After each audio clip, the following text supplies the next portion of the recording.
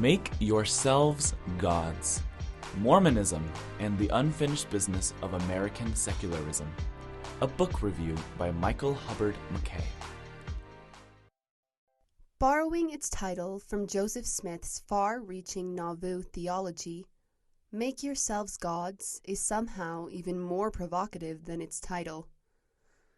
The average Latter-day Saint reader will chafe under its vocabulary, struggle through its detailed contributions to the study of secularism, and be at odds with its use of queer critique.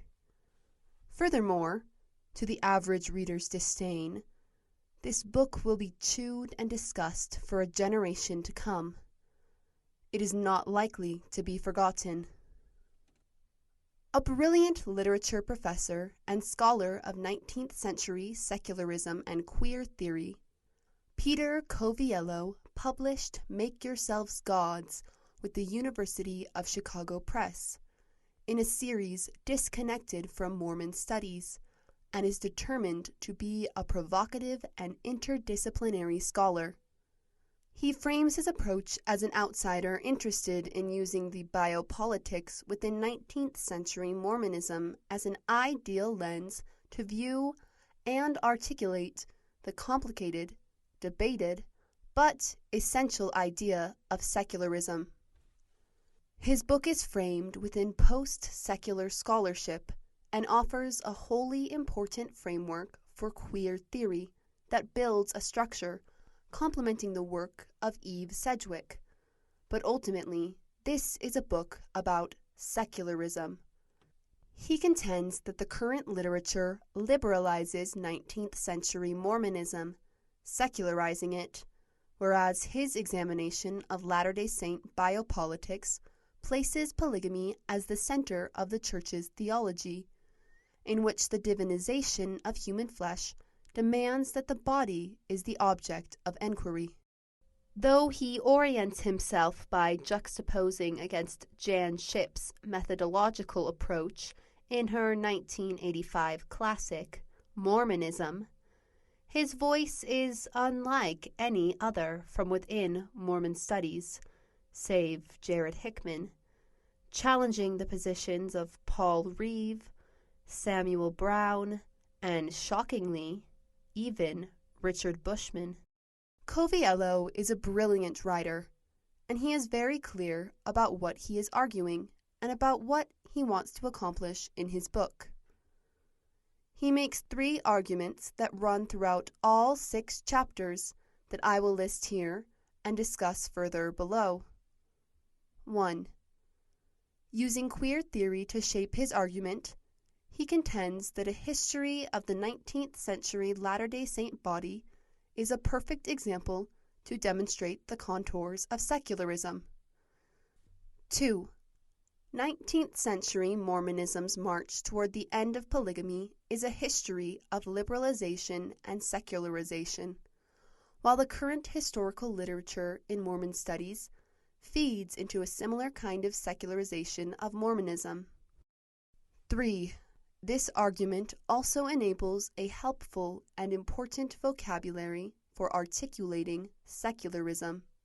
Though Coviello works under the assumption that the reader has a sense for the chronological march of Latter-day Saint history through the 19th century, his chapters are organized thematically, beginning with a brilliant chapter on secularism, then moving to the divine body and polygamy, and finishing the first section by examining notions of the female body and the divine. This first section is placed as a theological orientation of the Mormon concept of the body, developed before most church members moved to Utah. Then he addresses imperialism, race, and indigenous peoples. He introduces here an idea he calls hypernormativity to mark a fascinating kind of liberalizing. The final section uses the Latter-day Saint entanglement with homosexuality to summarize and further explain the biopolitics of secularism. With this brief summary, it's worth stepping backward to further explain his arguments. First, Make Yourselves Gods explores the early Mormon concept of body, identifying normative and queer expressions of sex and gender, polygamy and homosexuality, race and godhood, with the scalpel of queer critique, the textbook of queer historiography, and the scholarly sophistication of queer theory. Coviello argues that Mormon history responds well to the tools of queer critique, primarily because of the aberrant practice of polygamy.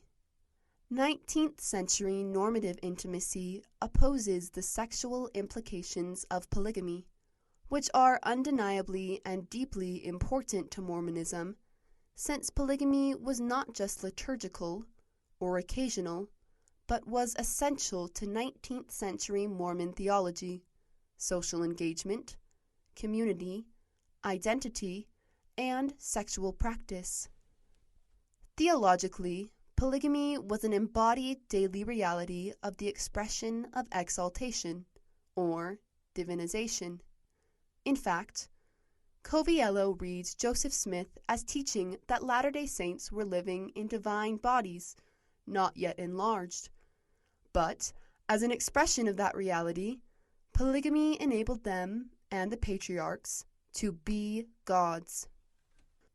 Queering gender, in particular, Coviello demonstrates that even women held the potential to be gods through polygamy.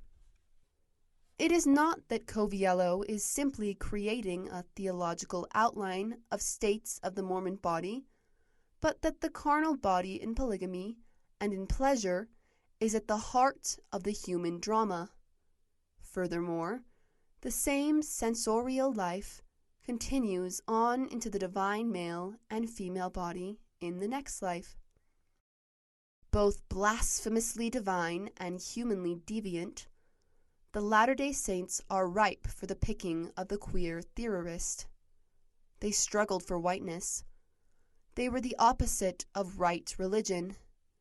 They were Mohammedan, and they created the counterbalance of the normative in the eyes of Americans, according to Coviello. Make Yourselves Gods follows polygamy from its beginnings to its end in the last decade of the 19th century. Coviello sees Latter-day Saint polygamists as a radicalizing race, authority, and an imperial kingdom of God within the secular state. The radicalization of sex, race, and gender within polygamous practices created political and social pressures that eventually moved them toward counter possibilities and normalization. For Coviello, this direction and queer framing exposes the secular reality at work within 19th century Mormon history. He writes, "What we discover is a semi-voluntary accommodation to the secular norms of liberal personhood, family, and erotic life, a resonant queer story." Second, Make Yourselves Gods reveals the liberalizing impulse of Mormon criticism. It argues that Mormon studies literature is secularizing Mormonism. Coviello queers Mormon history, framing it against the normative, secular, liberal worldview, then tracks it like a bobsled down the normative track of secularism. Going from a polygamous to a devoutly monogamous institution creates the momentum, but what is shocking about his thesis is that, while it may have been on a different track, Latter-day Saint scholarly and apologetic literature creates the same kind of momentum down the path to secularism. It's not that Latter-day Saint scholarship didn't appropriately or accurately portray polygamy, racism, or Latter-day Saint hierarchy. It's that they secularized it and misappraised it. Instead of evaluating the queer reality of polygamy, some of the scholarship challenged the violence of Missourians, especially focusing on the liberal secular sentiment of religious freedom. The strongest weapons of liberalism are raised in evaluation of Mormon history. 19th century Latter-day Saints became victims in this secular analysis. Coviello argues that early Mormons are being rescued by those scholars who assume that Latter-day Saints are the embodiment of liberal personhood, liberally rational, democratic, charitable, non-violent exemplifiers of modern secularism. The author writes that these scholars reduce Mormonism to good religion by the lights of secularism. Coviello argues that this literature framed the Latter-day Saints as enlightened secularists, liberal in their devotions to the normative designs of antebellum America. The deviant, abnormal practice of polygamy was neither liberal nor absent from Mormonism. Coviello argues for Latter-day Saints to be a perfect example of the secular and how queer theory can highlight the secular by showing their determined theological refusal to cave to the secular, until the end of the century, of course. Latter-day Saint prophets spent time in jail, and many were willing to die for the cause of polygamy, theocracy, and other anti-liberal sentiments. Coviello argues that the secularization of Mormonism was not only demonstrated by the abolition of 19th century Mormon polygamy, but also that 21st century writing and scholarship about polygamy was no vanguard, since it too pushed liberalism's secular agenda. Finally, Make Yourselves Gods creates a brilliant structure and foundation around the current and classic literature on secularism to frame Coviello's argument, not by demanding the difference between religion and non-religion, but instead by differentiating between good religion and bad belief. Secularism is not non-religion, but secular religion inevitably shaped itself, socially and bodily, around liberal selfhood. Secularism is a liberalizing behemoth that categorizes faith in opposition to fundamentalism, or proper spirituality in opposition to the problem of zealousness. Because secularism has increasingly developed nuance upon nuance to become a field essential to multiple disciplines, Coviello hopes to create, in Make Yourselves Gods, definitive axioms of secularism, in the same way Eve Sedgwick did for queer theory. These axioms may end up being the most important part of his book in the long run. Here are my brief summaries. The 7 Axioms. 1. Secularism is not hostile to religion as such. Charles Taylor's Secular Age was correct in asserting that secularism is not a force or a social ordering that religion is opposed to. Secularism is also not the replacement of religion after religiosity fades. Secularism marks the possibility of more live options that are not religion. Secularism also does not supersede, cancel, or replace religion. Religion flourished in a secular age, and not as a holdover, residue, or unconverted outside. 2. Secularism's negative, its enemy, is not religion, it is bad belief. Talal Asad was correct in arguing in Formations of the Secular that to understand the secular, one must grapple with the binary propagates that it creates: belief and knowledge, reason and imagination, history and fiction, the natural and the supernatural, the sacred and the profane. These binaries then propagate in what Nancy Bentley calls the secularization two-step, where a second-level binary is associated with the first-level binary, ennobling and harmful, civilizing and imbruting, tolerable and malign. For example, the first-level binary of religion and secularism moves to the second-level binary of tolerant and intolerant. Political liberalism does not distinguish between religion and non-religion, but instead between religion and bad belief. Departure from liberal virtues creates bad religion. 3. Secularism is a normative project, a discipline. Secularism is a discipline that gives a name to a specific way of structuring the world. This way of structuring the world developed historically through a variety of kinds of power that eventually cohere in the political order of liberalism. It is a discourse of power paired with the kind of liberalism that emerged with Western empires.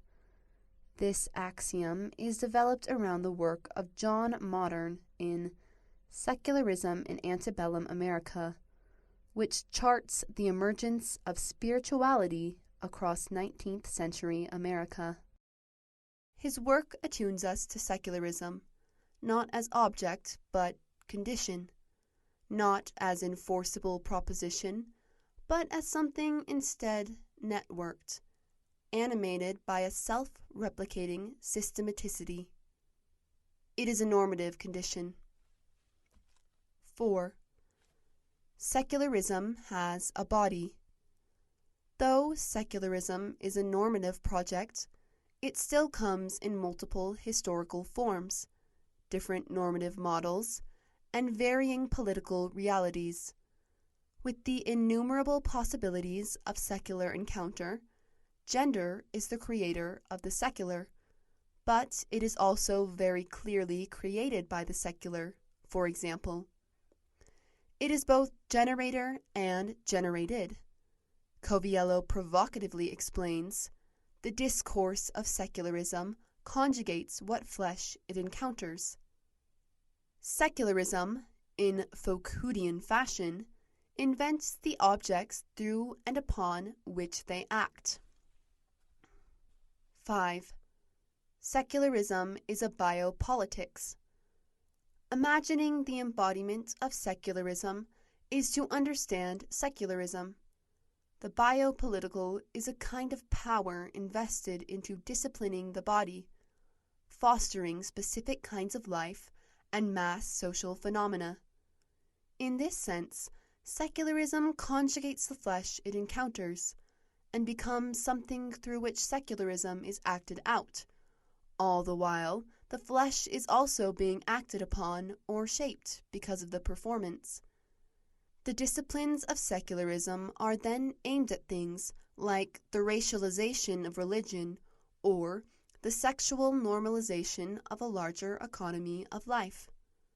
One can imagine the individual body, as Kyla Schuler explains, working toward a way to integrate the body itself into a system of economic productivity, or the biopolitics that work to adjust population to economic process. 6. Secularization is not a fantasy. Change in the conditions of belief is real, but the secularization thesis is a distorting, partisan way of telling the story of that change. The secularization thesis is dead. The idea associated with the secularization thesis, challenged by Jared Hickman and Coviello, among others working with post-secular critique, is triumphalist, though its inner concepts, the progressive movement of self-emancipation, enlightened skepticism, rationalization, and tolerance, are relevant ways of getting at the story of secularism. In the invention of world religions, Tomoko Masuzawa created a singularity of Christianity in the name of examining religions across the world. Hickman criticizes secularism as a name for racialized Christian domination. 7. Secularism is a theodicy, the radicalized theodicy of hegemonic liberalism. Secularism is orthodoxy in other clothes. Secularism is a normative sociality, an immanent frame that allows us to know anything at all as religious and to know the secular as the thing that is not. Like the theodicy of Job, or of Islam, or of Christianity, the theodicy of hegemonic liberalism is secularism. In conclusion, Make Yourselves Gods seems to claim that all potent academic lines of thought lead eventually to Salt Lake City and the Church of Jesus Christ of Latter-day Saints. If Coviello had included a strain of thought about environmental studies, along with his analysis of religion, gender, race, politics, marriage, sexuality, and all things interesting, then he truly would have led all roads to Mormonism. All jokes aside, he has swung the door wide open for further research on queer theory and queer critique that could get to the heart of central tension within religion in general, but especially in Mormon studies, the concept of normativity. His book shouts resoundingly that Mormon studies is one of the most fascinating studies of religion in the history of the United States, and can be used as an example to examine even the biggest ideas in the academy. On the other hand, I assume that much of the attention Coviello will receive from Latter-day Saints will be dismissive.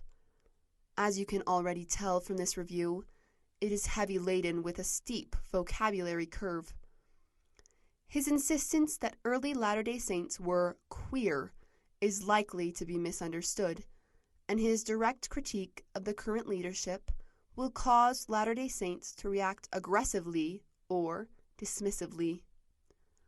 But, like any gruesome experiment, historical or not, it's hard not to look. In his final chapter, his critique draws your attention. He writes, "Think again of that humble originary scene. Louisa Beeman, standing before Joseph Noble and beside Joseph Smith, on the eastern bank of the Mississippi River, disguised as a man. Such queernesses were as good as advertised, since Joseph Smith apparently married Louisa that day as a polygamous wife." About the author. Michael Hubbard McKay is an associate professor in the Department of Church History and Doctrine at Brigham Young University and a former historian for the Joseph Smith Papers Project. He is the author of Prophetic Authority, Democratic Hierarchy in the Mormon Priesthood, and several other books and anthologies. This is an audio production of BYU Studies Quarterly, read for you by Elizabeth Tagg and Jacob Oman. BYU Studies publishes scholarly insights informed by the restored gospel of Jesus Christ. For access to additional articles, essays, and more, please visit byustudies.byu.edu.